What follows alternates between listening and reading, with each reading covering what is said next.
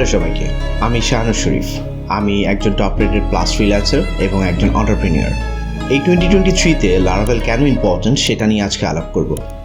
প্রথম যে কারণ সেটা হলো যে laravel অনেক বড় বড় কোম্পানি ব্যবহার করছে এবং তার ভিতরে মাস্টার কার্ড, 9gigsের মতো সোশ্যাল প্ল্যাটফর্ম laravel ব্যবহার করছে এবং এই কোম্পানিগুলো কিন্তু বিলিয়ন ডলার কোম্পানি। আমরা যদি পিছনের দিকে তাকাই যে 2022-তে 78.9% ওয়েবসাইট PHP দিয়ে বানানো ছিল এবং 2023-তে সেটা একটু স্লাইড ডিক্রিজ করেছে এবং সেটা যে খুব বেশি তা কিন্তু না, জাস্ট 1%। 77% ওয়েবসাইট স্টিল PHP দিয়ে বানানো হচ্ছে এবং হিউজ অ্যামাউন্টের মানুষ এখনও কিন্তু laravel ব্যবহার করছে। তো এটা না যে laravel is a dying framework, laravel is still booming. এখন শুরু করা যাক যে কী কী কারণে আপনাকে laravel শিখতে হবে। নাম্বার 1 রিজন হলো ডেভেলপমেন্ট টাইম।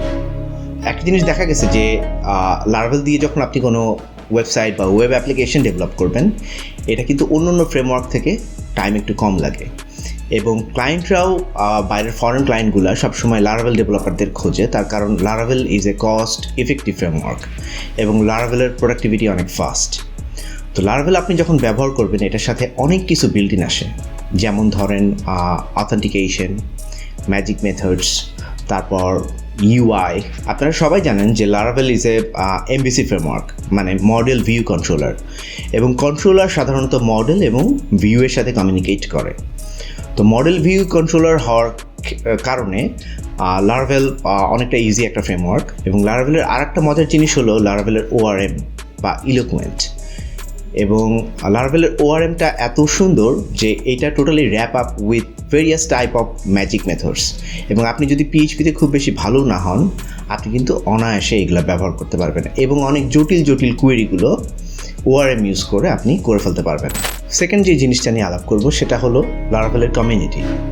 তো laravelএর কমিউনিটি ডিটেল আপনি জানতে পারবেন laravel ওয়েবসাইটের ফুটারে আছে। তো এখানে অনেকগুলো ওয়েবসাইটের নাম দেওয়া আছে, আমি কিছু জিনিস একটু ব্রিফ করে রাখি। প্রথমে যেটা বলবো সেটা হলো laravel নিউজ। আপনি laravelএর কোনো আপডেট বা laravelএর কোনো মেথড আপনি কীভাবে ব্যবহার করবেন সেটা আপনি laravel নিউজে গেলে জানতে পারবেন, এবং কোনো কিছু নতুন এসছে আর সেটা laravel নিউজে আসে। সেকেন্ড হলো ফর্জ। আপনি laravel দিয়ে কোনো ওয়েবসাইট বা অ্যাপ্লিকেশন ডেভেলপ করার পরে ডিপ্লয়মেন্ট করবেন, তো এটা একটু টাইম কনজিউমিং। আপনি ফর্জ ইউজ করলে একদম 1 সেকেন্ডের ভিতরে বা অল্প সময়ের ভিতরে আপনি আপনার অ্যাপ্লিকেশনটা ডিপ্লয় করে ফেলতে পারছেন। থার্ড যেটা পপুলার প্যাকেজ সেটা হলো ক্যাশিয়ার। আপনি একটা কমার্স ওয়েবসাইট তৈরি করছেন এবং এটাতে পেমেন্টের অনেক কাজ আছে, তো laravel ক্যাশিয়ার প্যাকেজটা ডেভেলপ করে যেন আপনি খুব সহজেই এই সাবস্ক্রিপশন, পেমেন্ট মেথড ইন্টিগ্রেশন এগুলো যেন ইজিলি আপনি করতে পারেন, এবং ক্যাশিয়ারটা অনেক ম্যাজিক মেথড দিয়ে র্যাপ আপ করা। laravelএর ইকোসিস্টেমের একটা ইম্পর্ট্যান্ট বৈশিষ্ট্য হলো laravel যে একটা স্ট্যান্ড অ্যালোন ফ্রেমওয়ার্ক তা কিন্তু না, এটার সাথে আরও অনেক ফ্রেমওয়ার্ক আপনি ব্যবহার করবেন। তার ভিতর একটা ইম্পর্ট্যান্ট ফ্রেমওয়ার্ক হলো Vue.js, এবং Vue.js যখন প্রথম তৈরি করা হয় টেলর-অটউইল এটাকে laravelএর সাথে ইন্টিগ্রেট করে যেন আপনি ওয়ান ক্লিক laravel ব্যবহার করতে পারেন। তারপর টেলউইন্ড CSS যে প্রথম তৈরি করে তার নাম হলো অ্যাডাম, এবং অ্যাডাম কিন্তু laravelএর একজন কোড ডেভেলপার ছিল at the beginning of the moment. এখন বলা যাক লারাকাস্ট নিয়ে। laravel যখন প্রথম ডিপ্লয় করা হয় তারপর থেকেই যে ফিউয়ে laravelএর সাথে আছে, এবং laravelএর একটা সুন্দর প্যাকেজ আছে laravel ডাস্ক, এবং প্রথমে যে ফিউয়ে এটা তৈরি করে। তো লারাকাস্টে আপনি laravel শেখার জন্য যা যা কিছু দরকার, resources, video, question answer, community, comment সব কিছু আপনি লারাকাস্টে পাবেন, এবং যে ফিউয়ে খুব সুন্দর একজন মেন্টর। 3 নম্বর যেটা সেটা হলো ইজি অফ ইউজ। তো laravelএর ডকুমেন্টেশন কিন্তু খুব সুন্দর একটা ডকুমেন্টেশন, এবং এই ডকুমেন্টেশনে সব কিছু আপনি পাবেন এবং খুব সুন্দর করে লেখা। আমরা যখন কোনো সফটওয়্যার ডেভেলপ করি বা ওয়েবসাইট বানাই laravel দিয়ে, তখন একটা হেডেক থাকে যে আমি এটা কীভাবে ডিপ্লয়মেন্ট করব, কোথায় ডিপ্লয়মেন্ট করব।